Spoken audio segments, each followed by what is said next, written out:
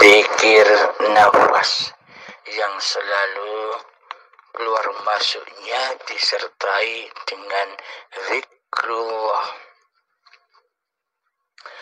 Bila kita masih terpancang atau berfokus kepada keluar masuknya napas, itu tandanya masih linapsi, yakni masih ada pengakuan bahwa hidup ini hidup manusianya, badan ini badan manusianya. Bagaimanakah caranya agar kita senantiasa bebas dari pengakuan-pengakuan itu? Maka zikrullah yang sebenarnya itu bagaimana? Zikrullah yang sebenarnya itu adalah ingat dengan rasa dan merasakan bahwa hidup ini Allah, la hayatan illallah. Jadi jangan terpancang dan terfokus kepada nafas. Ingatlah, rasakanlah bahwa hidup ini Allah. Itulah yang dimaksud zikrullah. Jadi tak satu pun manusia bisa berzikir kepada Allah. Tak satu pun manusia bisa beribadah kepada Allah tanpa Allah. Berarti kan bukan manusianya yang berzikir. Berarti kan bukan manusianya yang sholat atau yang beribadah selama ini. Tujuan sholat, tujuan ibadah tak lain dan tak bukan hanyalah untuk zikrullah, yakni mengingat dengan rasa bahwa hidup ini Allah. Ketika sudah nyata dalam rasa ini bahwa hidup ini Allah, maka sirnalah hidup manusia kita, maka sirnalah hidup yang ada pada makhluk-makhluk lainnya. Yang ada hanya hayatullah, yang ada hanya uripe Allah dewe. Jadi tak satu pun manusia bisa bersahadat kepada Allah. Tak satu pun manusia bisa menyaksikan Allah. Yang bisa bersahadat, yang bisa menyaksikan Allah, ya Allah sendiri. Ya hidup itulah Allah. Jika masih teraku-akui bahwa hidup ini hidupnya manusia, selamanya manusia hanya mensekutukan Allah saja dengan dirinya.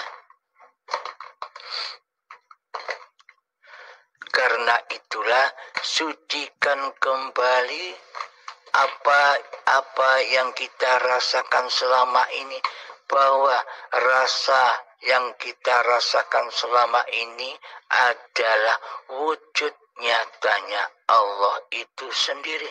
Wujud nyatanya hayatullah.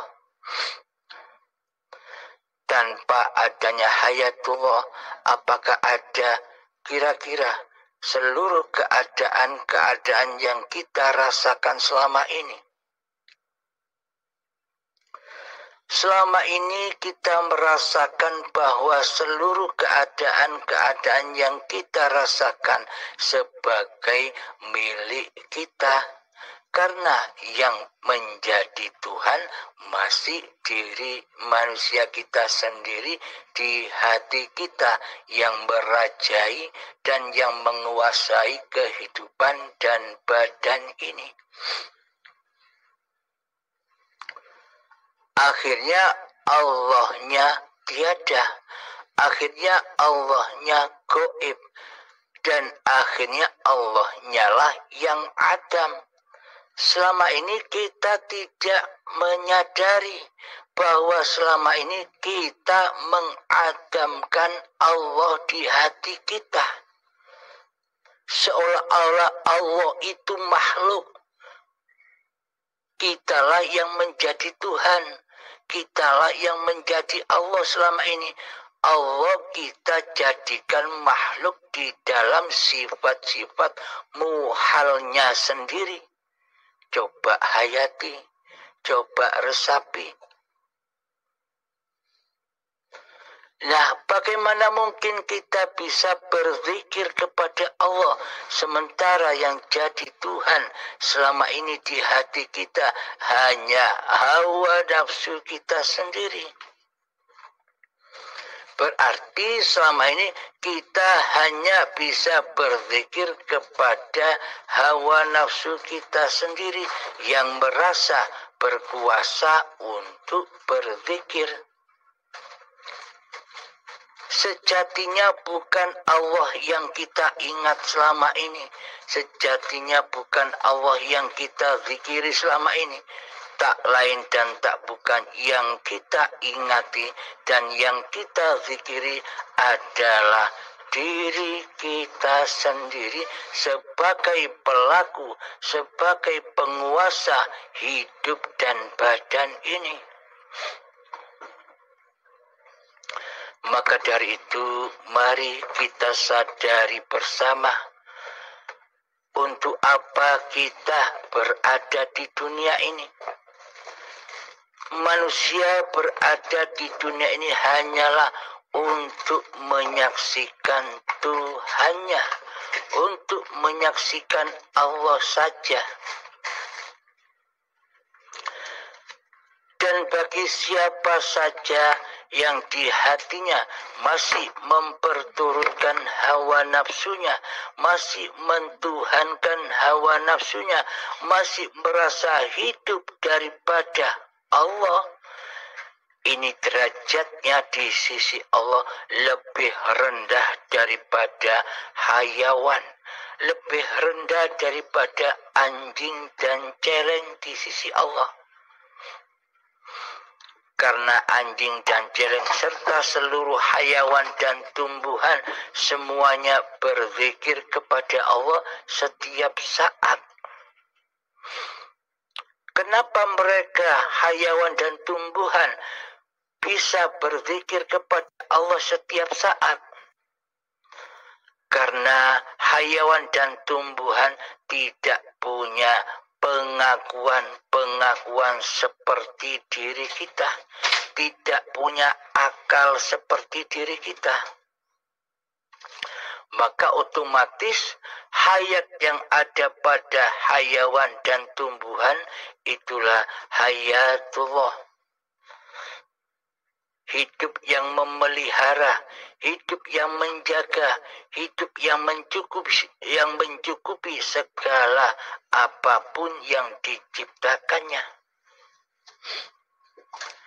Namun seolah-olah kitalah selama ini yang merasa bisa mencukupi kehidupan diri kita sendiri.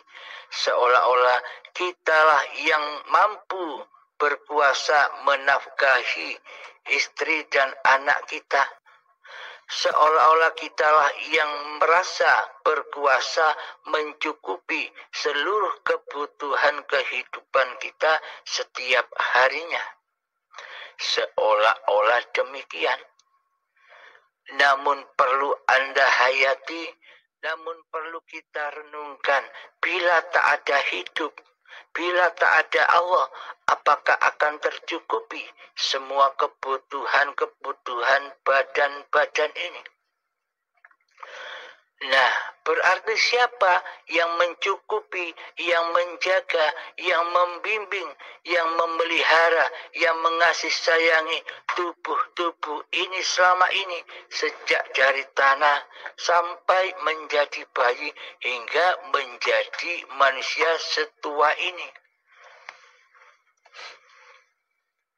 Bila kita mau menyadari, oh ternyata seluruhnya kekuasaan, seluruhnya pemeliharaan, seluruhnya kecukupan dan kasih sayang adalah miliknya hidup. Hidup yang selama ini aku akui sebagai hidup kita, itulah hayatullah, itulah Allah. Dengan apa kita bisa menyembah dan mengabdi kepada Allah?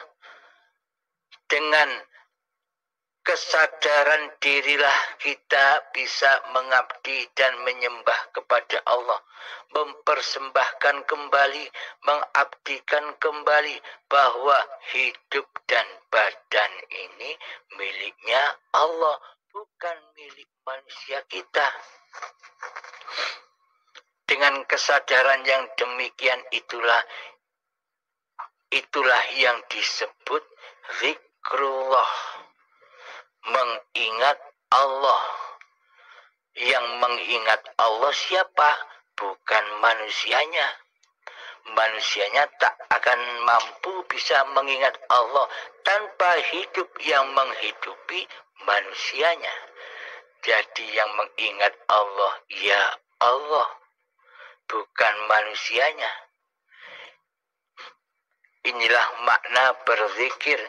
Jadi jangan fokus dengan apa-apa selain zikir yang sudah kami paparkan ini. Bila masih memakai zikir-zikir yang lain, maka itu akan sangat amat lama sekali Anda bisa bertemu dengan Tuhan yang membimbing kita semua selama ini. Jadi pada hakikatnya guru sejati, jadi pada hakikatnya mursyid sejati, seluruh manusia adalah hidup yang menghidupi, hidup yang mengutus apapun yang tergerak di dalam raga-raga manusia. Inilah mursyid sejatimu, guru sejatimu.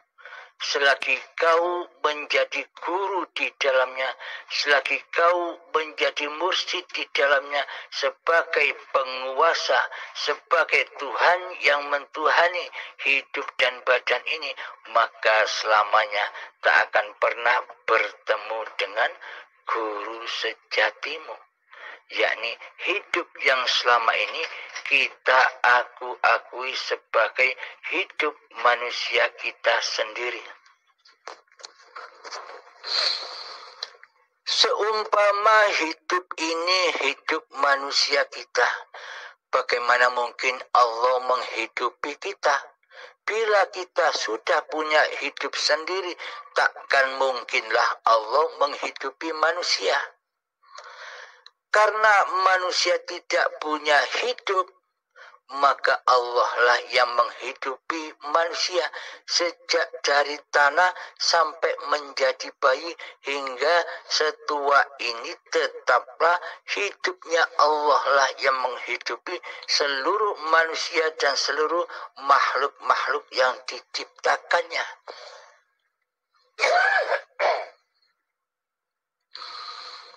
Jadi manusia ini adalah manusia yang sempurna bila manusia sudah menyadari, sudah bermakrifat kepada siapa hakikat diri manusianya, yang tak ada, yang tak wujud, yang tak hidup, maka nyatalah wujud Tuhannya, maka nyatalah hidup Tuhannya, maka nyatalah kuasa Tuhannya di hatinya. Itulah yang disebut insan kamil, insan yang sempurna. Jadi bukan manusianya yang sempurna, tapi Allah lah yang sempurna. Jadi jangan pandang sosok badan-badan manusianya yang sempurna. Jadi pandanglah hidup yang menghidupi seluruh alam semesta inilah yang sempurna. Alhamdulillahirabbil alamin. Semoga kita semua bisa memahami dan mengamalkan di setiap detik-detik perjalanan kehidupan kita. Alhamdulillahirabbil alamin. Akhiru kalam. Assalamualaikum warahmatullahi wabarakatuh. Waalaikumsalam warahmatullahi wabarakatuh.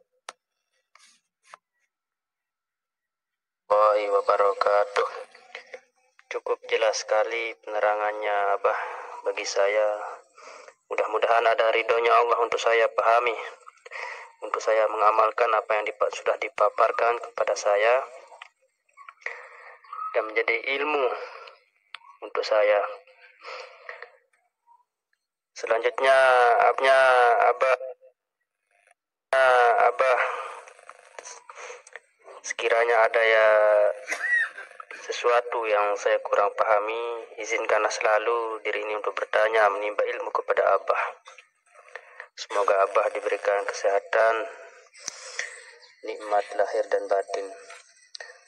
Assalamualaikum warahmatullahi wabarakatuh. Assalamualaikum warahmatullahi wabarakatuh. Abah, saya kembali lagi ini ingin bertanya kepada Abah. Sebenarnya banyak sekali pertanyaan-pertanyaan yang ingin saya tanyakan kepada Abah. Cuma tidak mungkin saya paparkan semua pertanyaan itu kalau tidak satu persatu, supaya di sini saya bisa merenungi pengkajian maupun paparan dari Abah, dari pertanyaan saya, sehingga saya bisa memahaminya. Dalam hal ini saya ingin menanyakan tentang makna atau hakikatnya la haula wala quwata illa billahil aliyil azim kepada diri kita sendiri maupun alam semesta, Abah.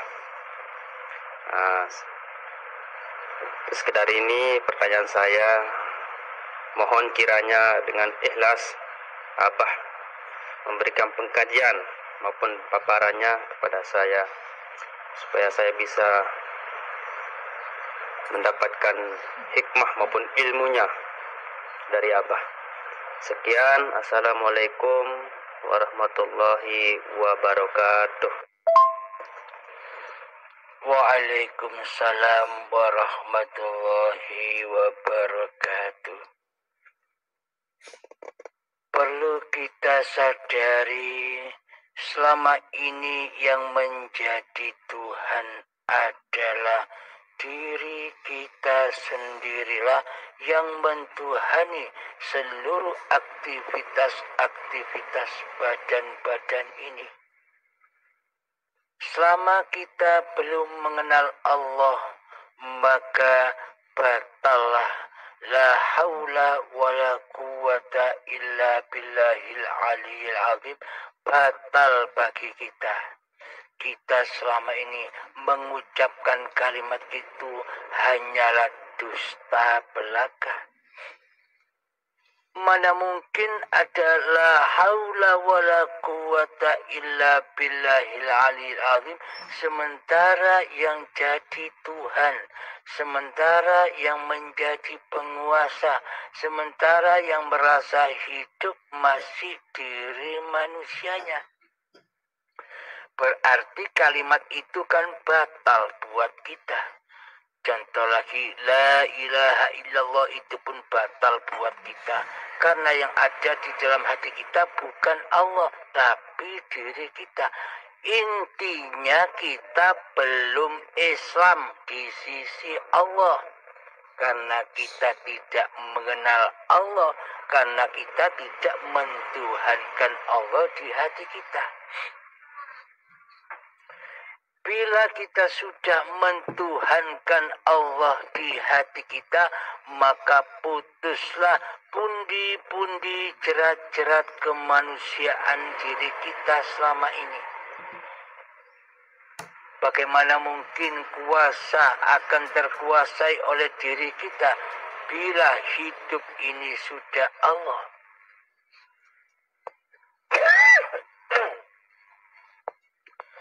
Bila hidup ini Allah, maka lenyaplah kehidupan manusianya, maka tenggelamlah kehidupan manusianya di dalam hayatullah. Oh, ternyata selama ini manusia tidak punya hidup sendiri dan mandiri. Seluruh manusia dan seluruh makhluk di alam semesta ini seluruhnya dihidupi oleh hayatullah. Uripe Allah sendirilah yang menghidupi, yang menguasai, yang mengkehendak daya upaya dan mengikhtiari seluruh apa-apa yang diciptakannya.